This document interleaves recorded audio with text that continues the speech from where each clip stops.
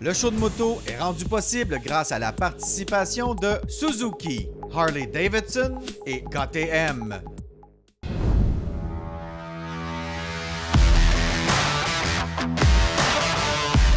Ça fait une couple d'années qu'on voit les gars ici, Original Garage. C'est quoi que vous faites? On était des passionnés de moto, puis au Canada, c'est dur d'avoir des pièces. Oui. Fait que dans le fond, la passion, la motivation est venue de là. On a décidé de faire nos propres morceaux. Wow! Ça fait que vous avez aussi la fibre entrepreneuriale, là. On l'a découvert, honnêtement. T'sais, on faisait des pièces au début juste pour nous autres, pour le fun. Puis, fil en aiguille, on a fait des pièces. Les gens ont commencé à avoir de l'intérêt. Une autre chose qu'il faut mentionner, quand on a commencé notre business, on a dit on n'a pas une boutique physique, on vend en ligne. On s'est fait connaître dans d'autres pays. Le monde entier. Exactement. Pareil, c'est quoi le shipping le plus farfelu que vous avez fait? Vous avez shippé où? À Bahreïn, puis Au Bruni, le Bruni. Il y a un sultan là-bas? Aucune idée. les pièces étaient comme or. Fait que ça aussi, je pense que c'est une bonne place. Vous recevez des commandes complètement pétées, mais vous vendez aussi à monsieur tout le monde qui a le goût de monter son bike. Exactement. On vend directement aux clients. On vend directement aussi aux builders, aux concessionnaires. Parlant de builder, vous vous êtes buildé une moto. Ça, c'est la série Bagger Racing League. Cette année, on va faire une course en King of the Bagger, qui est vraiment la grosse série où ce que Harley se bat contre Indian. Vous avez un pilote ou c'est un de vous deux? Samuel Guérin, qui court sur le championnat canadien en Superbike, qui est notre pilote, un excellent pilote. Il est super bon à voir. Hey les gars, chapeau, bonne continuité, c'est cool de vous voir. Merci. Ciao!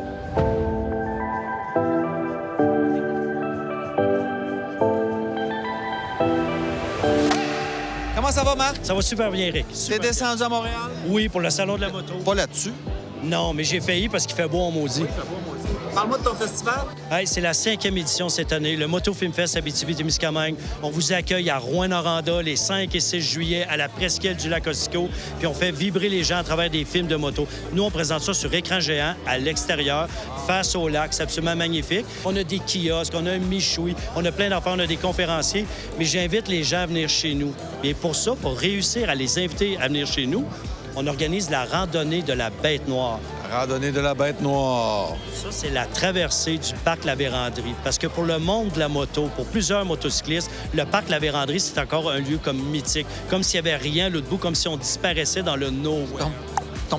Exact. Mais ben non, c'est pas ça pantoute. Fait que les gens, ils se donnent rendez-vous à Mont-Laurier. Et toute une gang de motocyclistes de Rouen qui les attendent à Mont-Laurier. Puis on escorte tout le monde jusqu'à Rouyn-Noranda pour Tu les amènes. Exact. Après ça, tu les nourris, On les nourrit. de la bouffe, On a de la bouffe. Puis on a beaucoup d'amour aussi. beaucoup d'amour.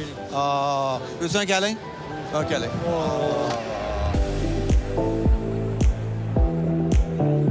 Charles-Édouard Carrier, un autre vieille connaissance. Toi, là, tu vis la moto, tu tripes moto, mais t'aimes ça aussi partager. T'es un journaliste de métier. Oui. Donc, qu'est-ce qui t'a amené à faire ça? Puis c'est quoi ta motivation derrière ça? Bien, en fait, c'est parce que ce que je trouve intéressant de la moto, puis ce qu'on retrouve pas dans d'autres types de voyages, c'est que c'est les rencontres qu'on va faire. Puis tu sais, comme moi, chaque rencontre, il y a une histoire. Il y a toujours quelqu'un qui a quelque chose à raconter sur ta moto, sur ton bagage, sur d'où tu arrives, sur où tu vas. Puis quand tu reviens de voyage, moi, j'avais plein d'histoires à raconter. C'est ça. Puis j'avais le goût de les partager. Fait que c'est comme ça que j'ai commencé à écrire. Mon premier article que j'ai écrit dans ma vie, c'est un voyage au Mont-Washington, dans la presse. C'est comme ça que ça a commencé. Puis la moto, ça a cette espèce c'est magnétique, ça a ce pouvoir rassembleur-là. Puis là, toi, t'es encore ici avec le garage. Hein? Ça commence à être pas mal un classique au salon de la moto. Depuis 2017. Sens-tu que ça s'améliore l'intérêt ou il y en a moins? C'est une mode ou pas? Comment tu vis ça? C'est une très bonne question. Puis tu vois, on s'est posé... En fait, je me l'ai posé quand j'ai commencé à préparer la nouvelle édition du Hangar 17.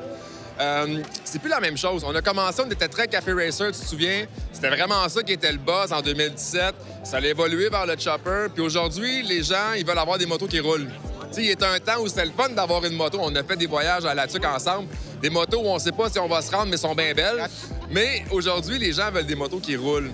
Fait que ce côté-là, artisan, on le sent un peu moins. Bien honnêtement, mais ça reste qu'il y a toujours une nouvelle génération qui est là, qui pousse. Il y a cette énergie-là qu'on sent, puis nous, en fait, aujourd'hui, bien là, c'est ça. C'est les designers, c'est des illustrateurs. C'est encore la communauté un peu marginale, un peu en dehors du... Ouais, mais marginal, mais en même temps, tout le monde vient voir. C'est pas comme s'ils allaient au zoo, là. Ils viennent voir le monde, ils viennent triper, ils viennent s'acheter un T-shirt pour peut-être avoir un petit peu l'air cool ou d'emprunter ça. Bien, ça a toujours été ça, le côté inclusif. Mais t'as raison. Au début, c'était plus la zone party, un peu plus rock. Mais aujourd'hui, il y a de la place pour tout le monde. Puis on a des gens de tous les âges, tous les styles qui sont ici. Bon, ben, santé. Cheers.